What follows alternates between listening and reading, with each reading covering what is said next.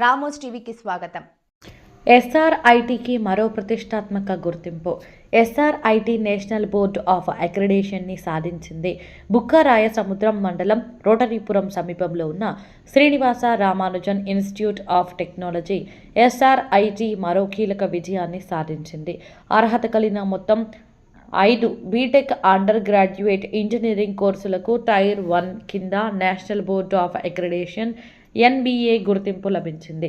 ఈ గుర్తింపు పొందిన ఈ ప్రాంతంలోని మొదటి ప్రైవేటు స్వయం ప్రతిపత్తి ఇంజనీరింగ్ కళాశాలగా ఎస్ఆర్ఐటి నిలిచింది. ఈ సందర్భంగా ఎస్ఆర్ఐటి యాజమాన్యం కళాశాల ప్రాంగణంలో మీడియా సమావేశం నిర్వహించింది. కరెస్పాండెంట్ ఆలూరు సాంబశివారెడ్డి గారు మాట్లాడుతూ ఎస్ఆర్ఐటి విద్యా ప్రమాణాలకు కట్టుబడి నిరంతర అభివృద్ధి దిశగా ముందుకు సాగుతోందన్నారు. గత కొన్నేళ్లుగా అనేక ప్రతిష్టాత్మక విజయాలను సాధించి విద్యారంగంలో ప్రత్యేక స్థానాన్ని సంపాదించుకుందన్నారు. 2017లో న్యాక్ నుండి ఏ గ్రేడ్, 2018లో 3 బీటెక్ కోర్సులకు NBA టైర్ 2 గుర్తింపు పొందిందని, 2019లో స్వయం ప్రతిపత్తి అటానమస్ హోదా లభించాయని, ఇప్పుడు మొత్తం 5 బీటెక్ కోర్సులకు NBA టైర్ 1 గుర్తింపు రావడం కళాశాల ప్రతిష్టను మరింత పెంచిందని తెలిపారు. అందరికీ నమస్కారం. ఈరోజు ఈ ప్రెస్ మీట్కి గల కారణం మీకు ముందే చెప్పాము. ఈ మధ్యనే మా ఎస్ఆర్ఐటి ఇంజనీరింగ్ కాలేజ్లో NBA టీమ్ విజిట్ చేసింది. NBA అంటే national board of accreditation team visit చేసిన తర్వాత లాస్ట్ వీకే వాళ్ళు ఒక రిపోర్ట్ కూడా, అక్రిడిటేషన్ రిపోర్ట్ కూడా మనకి ఇవ్వడం జరిగింది. అందులో మన కాలేజీలో అంటే NBA అక్రిడిటేషన్కి అప్లై చేయడానికి 5 బ్రాంచ్లకు ఎలిజిబిలిటీ ఉంటే CSE, ECE, EEE, civil, mechanical. So 5టికి కూడా accreditation for the coming 3 years మంజూరు చేయడం జరిగింది. ఈ అక్రిడిటేషన్ రావడం అనేది అంటే మీకు తెలిసే ఉంటుంది. ఇది ఈ టెక్నికల్ ఇన్స్టిట్యూషన్స్కి అంటే ఎస్పెషల్లీ ఇంజనీరింగ్ కాలేజ్లో అంటే స్టాండర్డ్స్ మెజర్ చేయడానికి ఉన్న ఈ మన దేశంలో ఉన్న ఏకైక టాప్ బాడీ. అంటే NBA వాడు అక్రిడిటేషన్ అంటే ఈ కాలేజీలో ఈ స్టాండర్డ్స్ ఉన్నాయి అని చెప్పాడంటే అదొక అంటే డెఫినెట్గా చాలా బాగుంది ఇన్స్టిట్యూట్ అని అర్థం. సో అందులో భాగంగా ఇప్పుడు మనం చూస్తే 2008లో ఈ కాలేజ్ ఎస్టాబ్లిష్ చేసాం ఇక్కడ బై ద నేమ్ అంటే ఫేమస్ మ్యాథమెటిషియన్ శ్రీనివాస రామానుజన్ పేరుతో. సో 2008లో ఎస్టాబ్లిష్ చేసిన తర్వాత 2017లో ఫస్ట్ న్యాక్ అక్రిడిటేషన్కి వెళ్ళాం. న్యాక్ అక్రిడిటేషన్లో ఏ గ్రేడ్ వచ్చింది.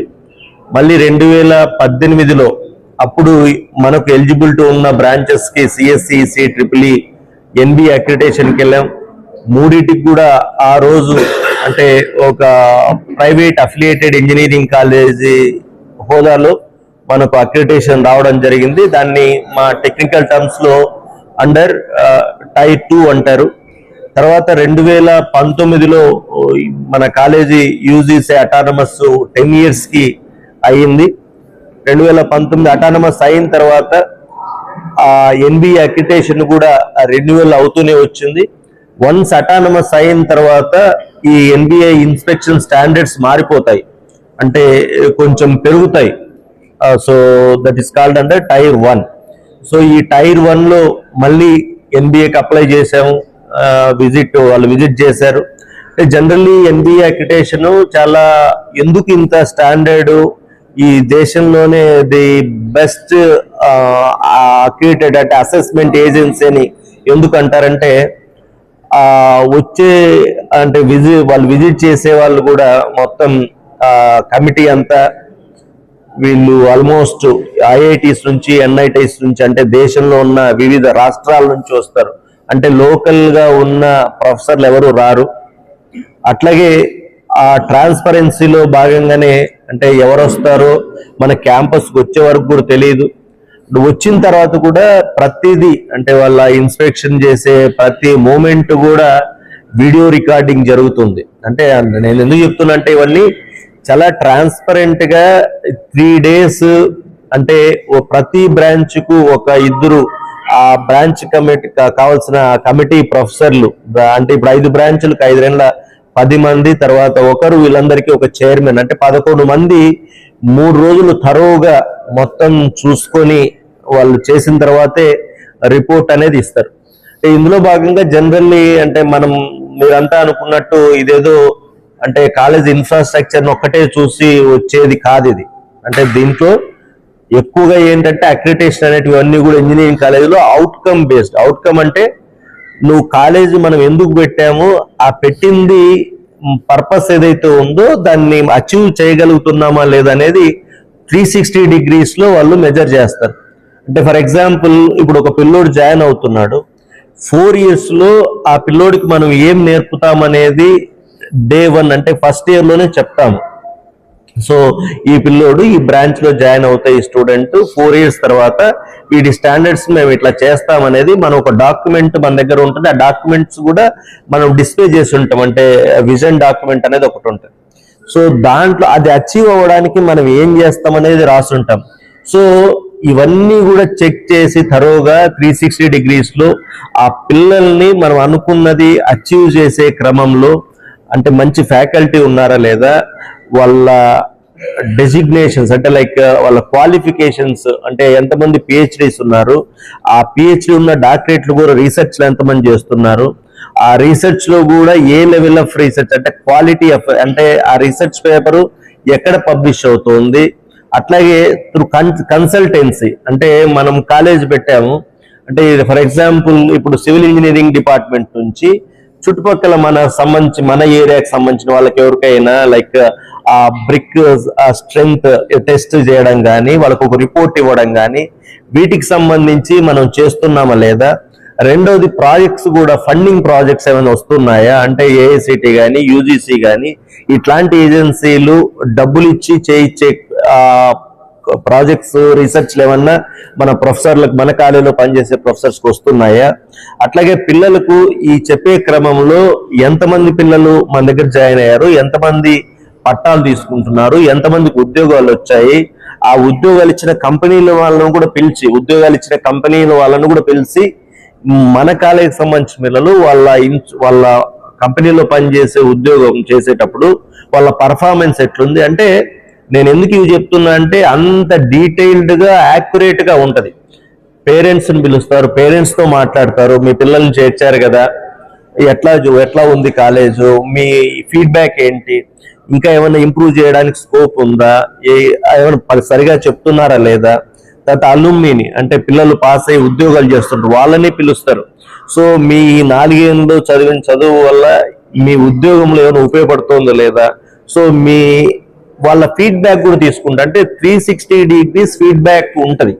సో ఇవన్నీ చేసిన తర్వాత అంటే I'm proud to say that ఇప్పుడు మన అనంతపూర్ రీజియన్ లో అండర్ Tier 1 అంటే అటానమస్ కాలేజీలో ఒకేసారి ఎలిజిబిలిటీ ఉన్న బ్రాంచులకు అన్నిటికీ కూడా, అంటే 5 బ్రాంచులకు మనకి ఎలిజిబిలిటీ ఉంటే 5ంటికి కూడా అక్రిడిటేషన్ రావడం అనేది నిజంగానే, అంటే మేము Day 1 నుంచి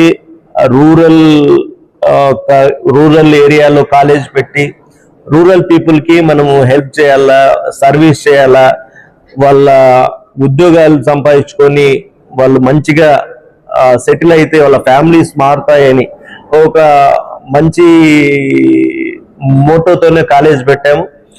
మరి అందులో భాగంగానే ఇవన్నీ చేయగలుగుతున్నాం. మీకు లాస్ట్ ఇయర్ కూడా మీరు చూసింటారు, దాదాపు 500 పైన ప్లేస్మెంట్స్ అయ్యాయి. అంటే టాప్ కంపెనీలు దాదాపు ఇప్పుడు TCS లోనే 174 ప్లేస్మెంట్స్ అయ్యాయి.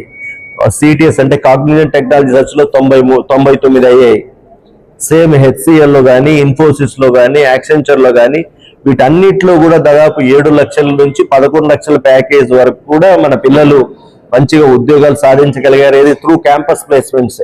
సో ఇట్లా అన్ని రకాలుగా కూడా మేము చేయగలుగుతున్నాం. ఇందులో మాకు అంటే ఆ పేరెంట్స్ వాళ్ళు పెట్టుకున్న నమ్మకాన్ని వమ్ము చేయకుండా వాళ్ళ పిల్లలకి మంచి భవిష్యత్తుని ఇస్తున్నామనే సంతృప్తి, ఆ ప్రౌడ్నెస్ అయితే మాకు ఈ రోజుకి ఉంది.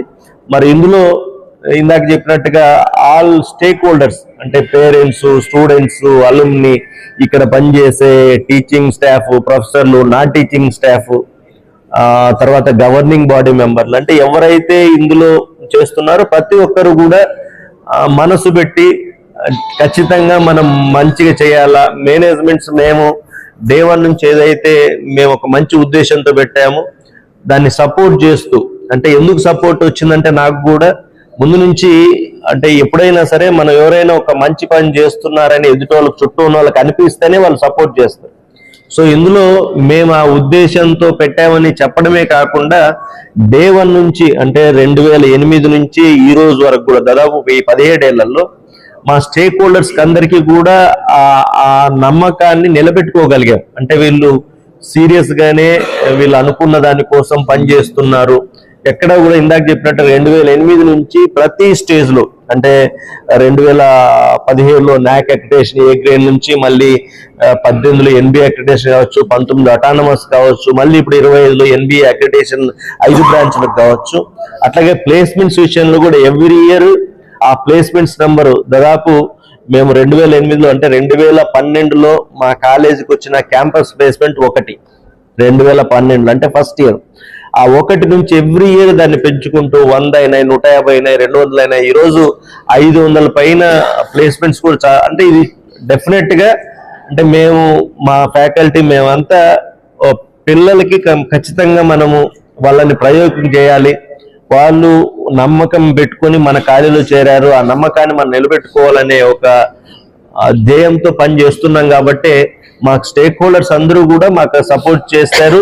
ఆ చేయడం వల్లనే ఈరోజు ఈ అచీవ్మెంట్ చేశామనేది చాలా గర్వపడుతున్నాను, సంతోషపడుతున్నాను.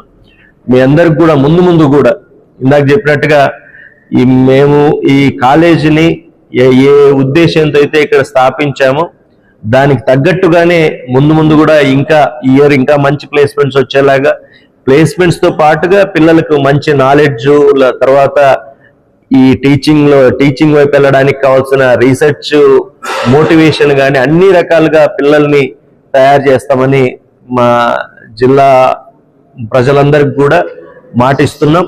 డెఫినెట్ గా మేము మీరు అనుకున్న దానికంటే కూడా మంచిగా చూపిస్తామనేది డెఫినెట్ గా చెప్పగలుగుతున్నాను. Thank you. స్టూడెంట్స్, పేరెంట్స్ కు నేను చెప్పేది ఒకటి అంటే ఏదేమైనా ఈరోజు స్టూడెంట్స్ కావచ్చు, పేరెంట్స్ కావచ్చు, ఈ టెక్నాలజీ యుగం వచ్చిన తర్వాత ముందేంటంటే ఈ టెక్నాలజీ, సోషల్ మీడియా ఇవన్నీ లేనప్పుడు ఏదో కాలేజీలో జాయిన్ అవుదామంటే దగ్గర ఉందని ఒకటే, లేకపోతే ఫీజు తక్కువ అని ఒకటే, రకరకాల కారణాలతో చేరే వాళ్ళు ఇప్పుడు నిజంగానే వాళ్ళు ప్రతిదీ కూడా చెక్ చేసుకుంటున్నారు. ఇప్పుడు ఫర్ ఎగ్జాంపుల్ ఎన్బిఏ అక్రిడేటెడ్ అని కాలేజ్ వాళ్ళు అడ్వర్టైజ్మెంట్లు వేస్తుంటారు. బట్ అక్కడ పేరెంట్స్, స్టూడెంట్స్ చూడాల్సింది ఎన్బిఏ అక్రిడిటేషన్ ఎన్ని బ్రాంచ్లకు వచ్చింది, అన్ని బ్రాంచ్లకు వచ్చిందా, లేదు మీరు ఏదైతే బ్రాంచ్ చేరాలనుకున్నారో ఆ బ్రాంచ్కి ఎన్బిఏ అక్రిడిటేషన్ ఉందా, ఎప్పుడు వచ్చింది, ఎన్ని రోజులు ఉంది, అవి చూడడము. తర్వాత ప్లేస్మెంట్స్ విషయంలో కూడా అంటే ఊరికి ఇప్పుడు నేను చెప్పాను 500 ప్లేస్మెంట్స్ మాకు వచ్చాయని చెప్పాను. ఆ ఊరికే 500 ప్లస్ 600 ప్లస్ అట్లా నంబర్లు కాకుండా ఏ కంపెనీలో ఎవరికి వచ్చాయి, వాళ్ళ పేర్లు ఏమి, వాళ్ళ రోల్ నంబర్ ఏమి, నిజంగానే వచ్చాయా లేదా, కంపెనీ ఆఫర్ లెటర్స్ ఉన్నాయా లేదా, ఇవన్నీ కూడా ఏదో వెబ్సైట్ లోనే చెక్ చేయాలి. వెబ్సైట్ లో వాళ్ళకి ఇంకా క్లారిఫై కాకపోతే కాలేజీకి వెళ్ళి ఈ ఎగ్జిస్టింగ్ పిల్లలతోనూ ఫ్యాకల్టీతోనూ మాట్లాడి తెలుసుకోవాలనేది నా విజ్ఞప్తి. ఎందుకంటే ఏదో అడ్వర్టైజ్మెంట్ చూసి వీళ్ళకి అక్రిడిటేషన్ ఉంది, ఎన్బిఏ ఉంది, లేదంటే వీళ్ళకి అటానమస్ ఉంది, లేదంటే వీళ్ళకి ఇంత ఉద్యోగాలు ఇచ్చినారంట కాకుండా ఇప్పుడు జనరల్లీ పేరెంట్స్ అండ్ స్టూడెంట్స్ కూడా ఆ జాగ్రత్తలు తీసుకుంటున్నారు. మరొకసారి నేను కూడా మళ్ళీ చెప్తున్నా,